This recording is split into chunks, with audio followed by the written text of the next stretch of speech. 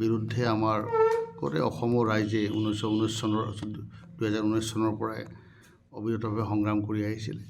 কিন্তু বিভিন্ন সংগঠন ৰাইজৰ সকলো প্ৰতিবাদক নেওচিও কেন্দ্ৰীয় চৰকাৰে আজি গোটেই ভাৰতবৰ্ষত কাখন জাপি দিলে আৰু ইয়াৰ ফলত গোটেই অসমত প্ৰায় কেইবা কোটি হিন্দু বেংগলী ইয়াতে নাগৰিকত্ব লাভ কৰাৰ পথ প্ৰশস্ত হ'ল।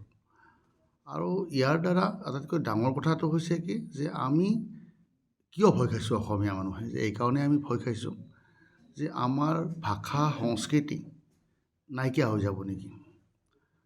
সাধাৰণতে আমি দেখিছোঁ যে অসমত আজিও বিশেষকৈ আমাৰ ব্ৰহ্মপুত্ৰ ভেলীত শিক্ষাৰ মাধ্যম অসমীয়া, দুই এখন প্ৰাইভেট স্কুলত ইংৰাজী হৈছে।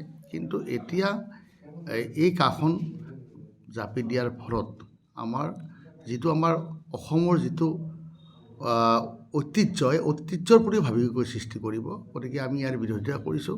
ইতিমধ্যে 5জন শ্বহীদ হৈছে।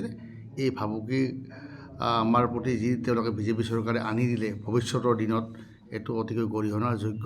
আৰু মই ভাবোঁ অসমৰ ৰাইজে ইয়াৰ তীব্ৰ প্ৰতিবাদ কৰিব আৰু তীব্ৰ প্ৰতিবাদক সঁহাৰি দি কেন্দ্ৰীয় চৰকাৰে কাখন প্ৰত্যাহাৰৰ বাবে পুনৰ লোকসভাত তেওঁলোকে বিল উত্থাপন কৰিব।